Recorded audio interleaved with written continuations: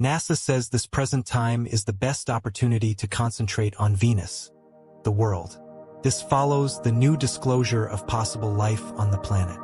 On the off chance that you somehow ended up taking a look at NASA's records from the 1960s, you'd see the space agency calling Venus a planet of punishment. At the same time, Mars transformed into our foreordained target. Such careful naming of the most distant planets wasn't uncommon during the furious space race period.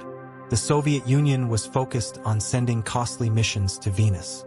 The dreadful planet showed practically no opportunities for life, yet the Soviet space program didn't decommission the Venera program until the fall of the Soviet Union.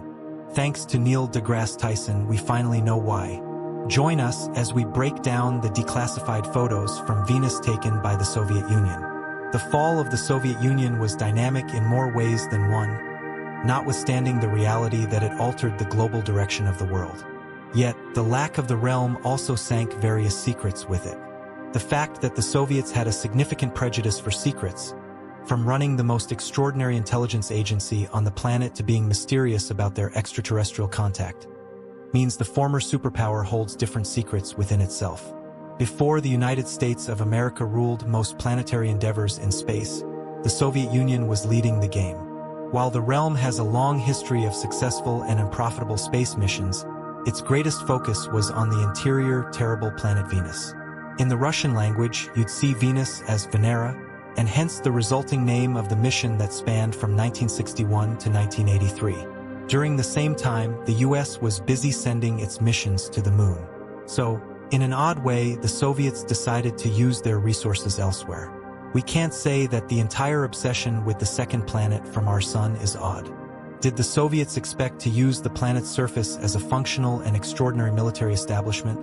Or were they possibly hoping to colonize the planet after searching for any kinds of life up there? It's extremely hard to say why the Soviets were focused on the dreadful planet, since they named these examination excursions during the Cold War. They weren't exactly forthcoming with their places and targets. In all honesty, all that we know about the Venusian missions is based on declassified and unarchived evidence. Even then, it's challenging to pinpoint what the Soviets were looking for and if they ever revealed the mysteries of Venus. The Soviets didn't land on Venus once, twice, or even 3 times. That's just simple. The Soviets launched 28 costly rockets to the stunning planet, and 13 of those entered the Venusian air, while 8 landed. These complex missions had placed the Soviets in a leading position in space exploration. Sure, the United States of America was a close second, but NASA was more captivated by satellites and creative arrangements than researching life on planets. Its focus on Mars came a while later, neither especially great nor especially terrible. Your history textbook may not tell you this, but the Soviet space program was the first agency to send a probe into the atmosphere of a planet other than Earth. It also had another heap of firsts on its resume. The USSR became the first state to achieve a soft landing on another planet, and it brought back pictures and sounds from the surface of another planet. That's right, the Soviets had their own one small step for man, one giant leap for mankind moment well before the US. So, why do we only occasionally hear about such achievements? Recall what we said about the Soviet bias for keeping secrets? That's only one of the many explanations for the oversight of the Soviet space program. Back in 1992, the famous agency was decommissioned in the aftermath of the USSR, and the agency had to be restored with new Russian identity, Roscosmos. A lot of its historical data was either lost or destroyed. This is exactly why we don't have a clear answer for why the Soviets launched 28 rockets into the Venusian atmosphere.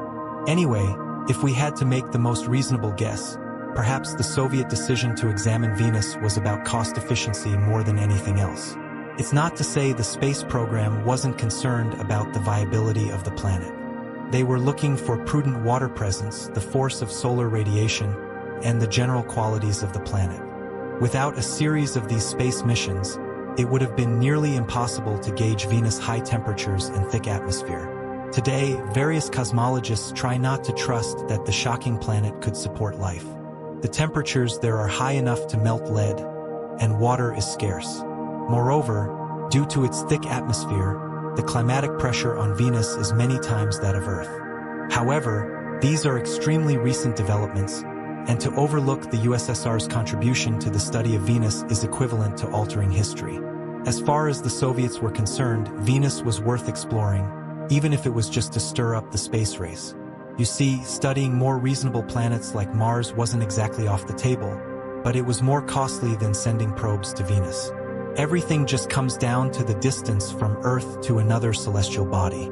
On average, the dreadful planet is only 40 million kilometers away from our home, while Mars, on average, is 250 million kilometers away. Such huge differences in distance amount to extreme differences in cost. If the United States wasn't the world's largest economy, it would never have been easy to study Mars. Various reports suggest that Soviet missions were problematic and had significant technical gaps. Of course, the spacecraft weren't fit to cover infinite distances. Also, the organization had a poor history of losing contact with its rockets, so it makes sense why the Soviet space program was choosing a shorter and closer journey that would yield results. However, if we don't consider the space race in this context, the story of the Venera missions would be incomplete. The US wasn't even on the space map when the Soviet program launched the first artificial satellite, Sputnik 1, in 1957. This move intensified the space tussle and maintained Soviet dominance. Anyway, what's really interesting is the reason why the US focused on the moon. Beside unknown factors, NASA had a series of failures with its Venus missions during the 1960s. So, the US Space Organization ended up in a gridlock called the Venus Curse. Every time they launched a probe into the Venusian atmosphere, it went badly.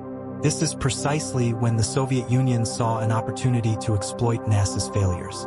At the time, both the US and the Soviets were determined to win the space race. The most consistent strategy was to exploit two different options. It was a quiet victory. Very specifically, the Soviet space program seized Earth's sister planet as its most significant achievement in the space tussle, accomplishing something that its major rival had forgotten to do. Despite the Soviet Union's limited resources and faltering government, it repeatedly launched missions to Venus to secure its winning position against the US, rather than focusing on NASA's center of attention, the Moon. This critical division wasn't without opposition and deceptive exposure. To cover their major failures with Venus, the American organization was prompted to discredit the USSR's focus on the planet in the media. Venus was dubbed the evil planet, while Mars became man's fate. These names didn't matter to the Soviets. Their mission was to prove superiority over the Americans, and they weren't unsuccessful in doing so. The Venera missions are almost forgotten in present history, but despite their outdated beginnings, those missions were significantly complex, advanced, and ambitious. In fact, if we had to pick an event that marked the beginning of the space age, the Venera missions would take the lead. Going back to the 1950s, the Soviets began to experiment with the design and technical details of the probes, and for the next 30 years, they continued to build and launch interplanetary spacecraft as part of the Venera program. Since the program was running alongside an extremely tumultuous Cold War, the Soviets were focused on optimizing their resources. Luckily for them, the early years of the conflict provided them with more actual technical work capacity than the US. This advantage turned out to be quite useful in developing their capabilities. The USSR began to collect and launch larger rockets designed to withstand high altitudes and long distances. The Soviets rushed to experiment with both manned and unmanned spacecraft, while the Soviet academic community worked on a series of computations and calculations to make precise directions for the Venus missions. In the background, their Mars programs were also running effectively. For the Soviet Space Agency, nothing was more important than developing complex instrumentation for these probes. This led to the biggest breakthrough in the history of space exploration. In 1966, the Soviet agency launched Venera 3, making it the first artificial probe to enter the atmosphere of Venus and successfully connect with the planet's surface. This crucial accomplishment escalated the competition between the two superpowers. Unlike the American missions, which were laden with failures and gridlocks, the Soviet program continued to make progress. Despite the program's steady advancement, the USSR managed to send successful probes into the Venusian atmosphere. The most critical issue with this approach was limited design capacity. The Soviets quickly overcame their design issues and launched the most sophisticated rockets of the Venera program in the 1970s. Their featuring ability allowed them to carry out the first dual launches of Venera 4 and Venera 5. According to most historians, this was the most interesting decade in the history of space exploration. Without a doubt, the US attempted to come up with comparable launch plans. So why did the Soviet agency choose dual launches to Venus? To understand this, you must recognize that interplanetary travel requires advanced instrumentation to gather the most significant level of data and evidence. Of course, the spacecraft was first launched to study the planet's surface. This is exactly what happened with Venera 4. Since the launch went smoothly and the spacecraft entered the atmosphere of Venus, the Soviet program moved forward with Venera 5. It wasn't just a repetition of the first launch. The second spacecraft was specifically designed to gather new data about the planet. In this way, the Soviets intended to break through barriers of temperature, atmospheric pressure, and radiation on Venus. They didn't have to wait too long for their answers. By the mid-1970s, the Soviet program was entering the most advanced period of the Venera missions. Everything the USSR had done up to that point was about research and development. It was about ensuring that their designs and advancements were optimized. It was also about perfecting the techniques and mechanics of interplanetary travel. However, for the second decade of Venera missions, the Soviet Union intended to conduct exploratory missions. The best and most captivating launch of this period was Venera 7. As the 11th Soviet probe entered Venus' atmosphere, it became the first spacecraft to send data from another planet. The planet's high temperatures, density, and surface pressures were already noted. At this point, the Soviets were trying to record Venusian sounds. The next major accomplishment for the program came in the mid-1980s. Venera 13 had outperformed all previous interplanetary examinations in terms of complexity. This spacecraft was the first to capture full-color panoramic images of Venus' surface. At the same time, the Soviet program launched Venera 14 to gather similar data about the planet's surface. As the Soviet Union was arguably the first country to find and recognize Venus, the Russian Space Agency has renewed its ambitions for Venus missions. VAD is a planned joint mission between Roscosmos and NASA to study the atmosphere and surface of Venus. The acronym Venerid stands for Venerid in Russian. It is expected to mean enduring and is planned for launch in the late 2020s or early 2030s. It aims to study the planet's atmosphere, geological history, and search for signs of past or present habitability. The spacecraft will include an orbiter, a lander, and potentially an inflatable to study the planet's atmosphere in detail.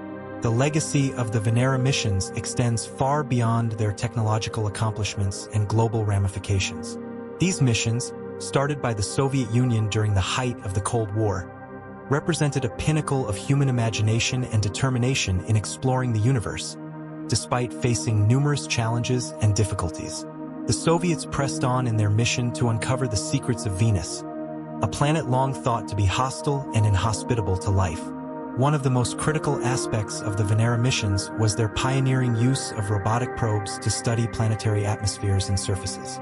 These missions paved the way for future exploration beyond Earth's neighborhood and laid the foundation for our understanding of planetary science. The data collected by the Venera spacecraft provided valuable insights into Venus' extreme environment, including its scorching temperatures, crushing atmospheric pressure, and toxic atmosphere dominated by carbon dioxide. Moreover, the technological advancements achieved through the Venera program had broader implications for space exploration as a whole. The development of heat-resistant materials, robust communication systems, and reliable landing techniques were pivotal achievements that contributed to subsequent missions to other planets, such as Mars and beyond. The lessons learned from the Venera missions continue to inform spacecraft design and operational techniques in contemporary space exploration efforts. Beyond their scientific and technological significance, the Venera missions also had profound social and political consequences during the space race era. These missions symbolized the competition between superpowers for dominance in space exploration. For the Soviet Union, succeeding in the Venera missions was not just about scientific discovery but also about demonstrating technological prowess and philosophical superiority over the United States. The global community closely observed each Venera mission, recognizing its importance in expanding humanity's understanding of the solar system. The successful soft landing of Venera 7 on Venus in 1970 marked a major achievement as the first spacecraft to send data from another planetary surface. This accomplishment showcased the Soviet Union's ability to overcome the enormous challenges posed by Venus' harsh conditions. In addition to scientific instruments, the Venera spacecraft carried cameras that captured the first close-up images of Venus' surface. These images revealed a rocky landscape dominated by plains and volcanic features, providing scientists with valuable insights into the planet's history and formation. The panoramic photos taken by later missions, such as Venera 13 and 14, further enhanced our understanding of Venus' surface morphology and structure. Despite their successes, the Venera missions also faced their share of failures and difficulties. Some missions either failed to reach Venus or experienced technical malfunctions that prevented them from transmitting data back to Earth. The challenges of operating in Venus' hostile environment, including extreme temperatures exceeding 450 degrees Celsius (842 degrees Fahrenheit) and corrosive sulfuric acid clouds, pose significant engineering challenges for spacecraft design and operation. Nevertheless, the perseverance and dedication of Soviet scientists and engineers involved in the Venera program paved the way for future missions to Venus and other celestial bodies. The legacy of the Venera missions lives on in the ongoing exploration of Venus by space agencies around the world, including NASA's upcoming VD mission, in collaboration with Roscosmos. Looking ahead, the VD mission aims to build upon the achievements of its predecessors by sending advanced instruments to study Venus' atmosphere, surface topography, and potential signs of past or present habitability.